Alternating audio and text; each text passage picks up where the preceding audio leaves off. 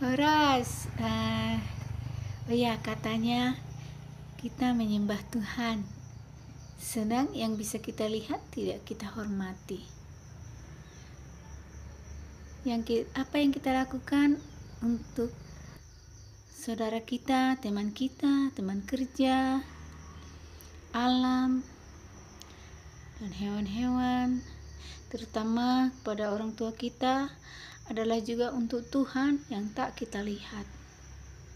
Ya kan kawan?